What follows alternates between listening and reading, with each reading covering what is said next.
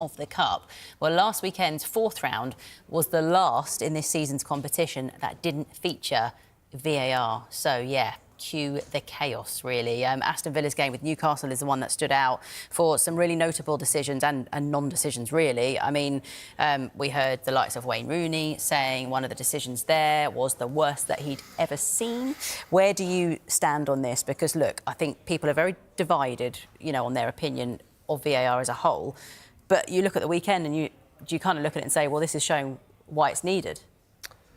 I just sit back and I watched over the weekend the FA Cup, and it's just so ironic that we're sat here talking this time about not having VAR.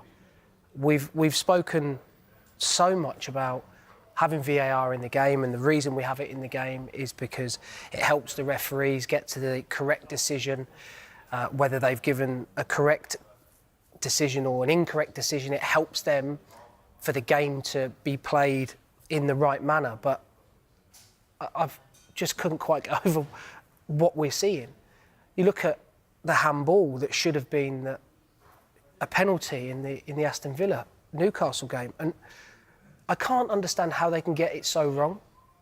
Because if you watched it closely, the referee looks over at the linesman who's on that side and says something into his microphone and must have said to him, was it inside or out the box? Or inside or outside the box? And they managed to get it wrong. But everybody else in the stadium could see. So are referees now too reliant on VAR, which has made them scared to make a decision? VAR has removed all of the emotion out of the game. You and I were talking before we came on and did the show that I wouldn't want to be a footballer now. And the reason for that is because the emotion has gone. And what I mean by that is that in my career, the big moments that happened for me personally, the big moments of goals when I scored, or a team, we won something, we scored a goal, you can't celebrate instantly now. And it just seems as if it desensitises the game a little bit, and then we remove it at the weekend, and now we're having a conversation about referees again. So it's almost as if we can't win. So if we have VAR, great, but then it's all subjective one week and then objective the next. Then we take out VAR and we reintroduce human error, which before VAR was introduced we were all happy with because we understood that there was an element of human error. But because the Premier League is what it is now, we've had to bring it in. So I don't quite know where it sits at the moment, other than the referees need the help, obviously, because without VAR, there were too many decisions that were made incorrectly. Well, Chris Kavanagh has actually now not been given a game this weekend as well. So is that the answer? He's now out of the firing line, I suppose, for a weekend. It happens. It happens all the time when referees had bad games, or they made a decision, or they didn't make the right decision. They would have no fixture the next week. It happened when I was playing. Is it the right thing? I don't know. Why can't we help them? There's a linesman there for the Aston Villa game when Digne very clearly handballs it 3 yards inside the box and there's a free kick given. There's still 4 officials, so there's still 4 sets of eyes. And everybody else in the stadium could see that that decision was the wrong one, but the referee and his assistants couldn't. Look, I'm fine with it, accepting that they're human. But for the life of me, I don't understand why we don't have VAR in the Premier League and throughout all of the cup competitions. Because, OK, there's an argument that lower league teams, for argument's sake, wouldn't be used to having it, so therefore it might give the team from the Premier League an unfair advantage. I get that. But when you've got 2 Premier League teams playing, just because the ball's different and it's a different competition, we remove the VAR. And now we're sat here on a Monday talking about the fact that we haven't got VAR.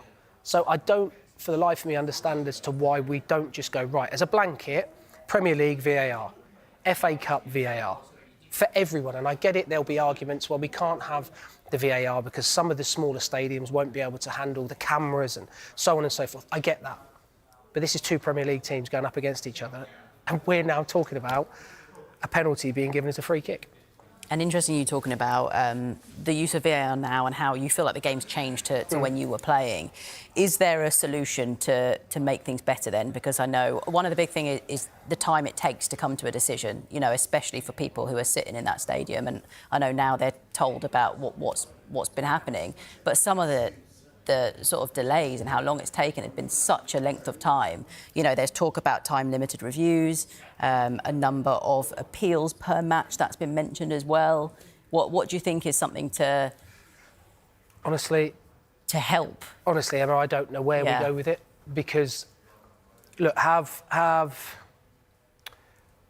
the referees sat down with the players and asked them what they think, because they're the ones that are at the forefront of it. They're the ones that are playing.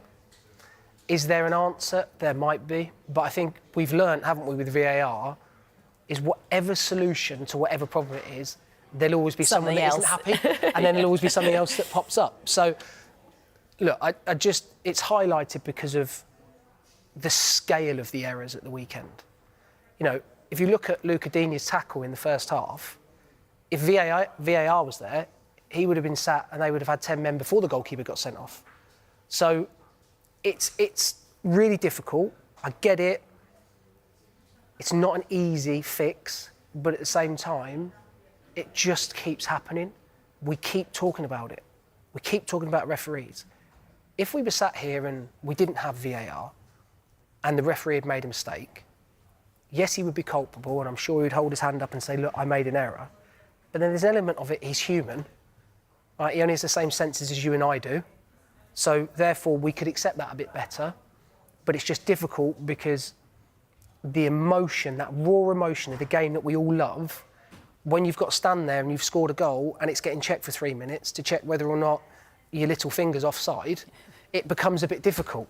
So, as I say, you know, I'm a bit of a purist. I just can't get over the fact that we continually have this conversation around VAR. I think, and it will continue, won't it? It will, yes. We could talk all night about this, but